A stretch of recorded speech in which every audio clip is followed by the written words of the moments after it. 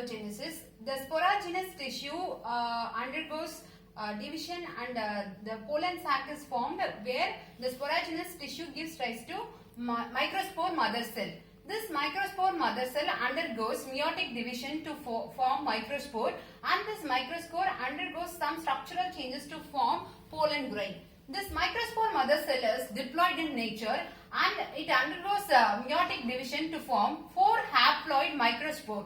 These microspores are arranged as tetrads, and based on their on the microspore arrangement, it can be divided into tetrahedral, isobilateral, linear tetrads and decussate tetrads, where it is arranged in F-shaped. Based on the microspore arrangement, it has been classified into 4 types.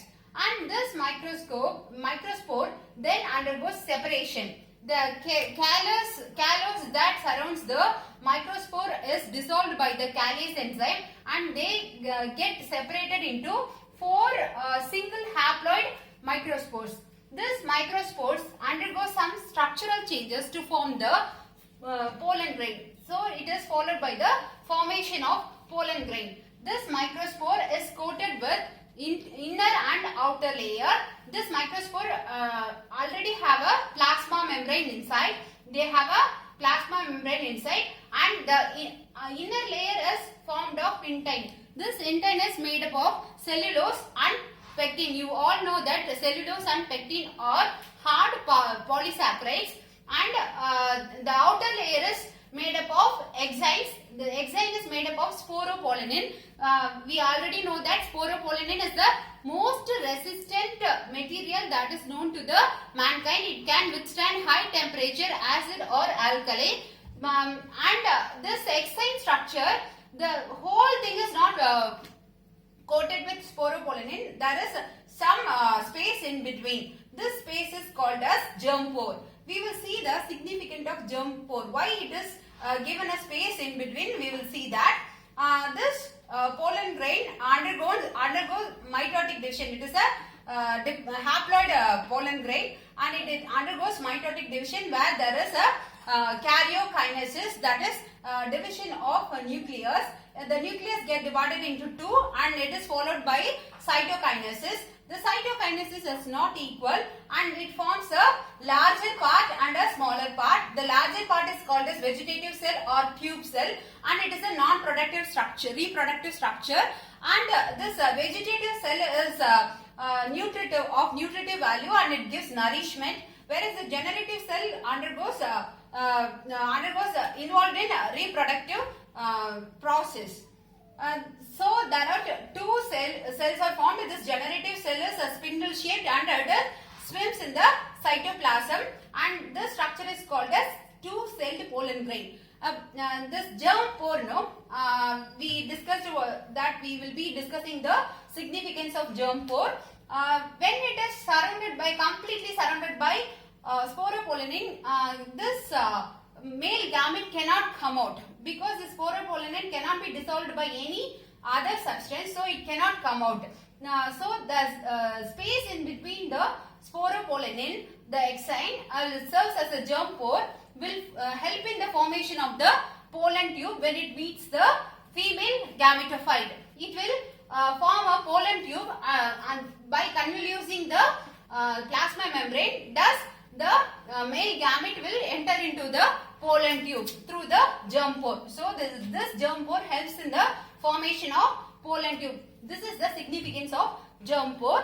And for 60% of the angiosperms release their pollen grain as two-celled in the 2-celled stage, whereas 40% of angiosperms release the pollen grain in 3-celled stage. In 3-celled stage, the generative cell again undergoes mitosis and form 2 cells of generative cell.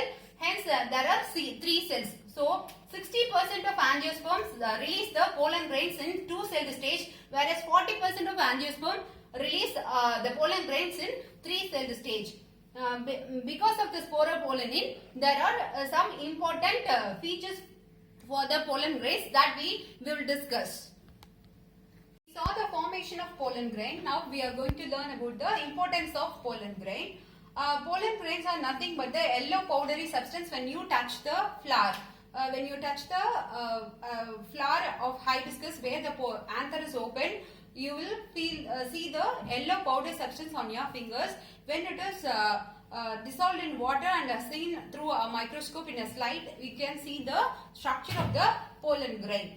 The study of pollen is called as palynology, and there are so many economic importance for pollen grain too.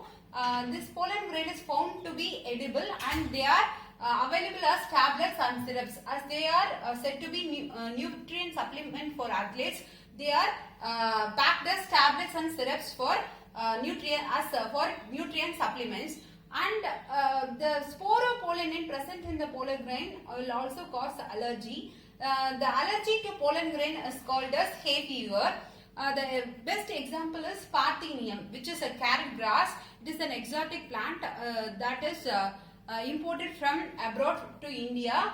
And this Parthenium plant, when opened pollen grain, it will cause allergic, that is a respiratory allergy will be formed because of the Parthenium pollen grain.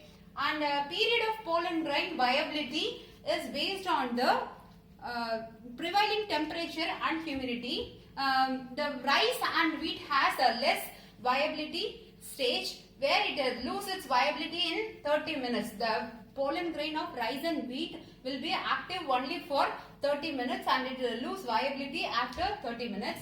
Whereas in Rosaceae family, Leguminosae and Solanaceae. Leguminosae is the pulses and Solanaceae is the potato family. This pollen grain's viability will survive for months. The Rosaceae family, Leguminosae family and Solanaceae family, the pollen grain will survive for months. And the pollen grains can be stored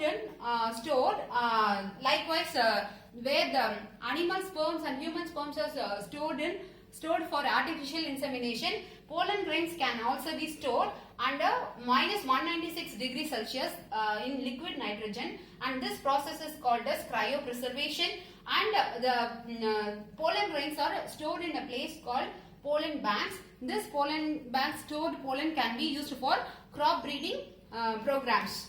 And this pollen grain has a most resistant material, that is coating called sporopollenin. Hence the pollen grains withstand high temperature and pH, since they are found as fossils. So this is the importance of pollen grain. With this, microsporangium is over. We will see the megasporangium.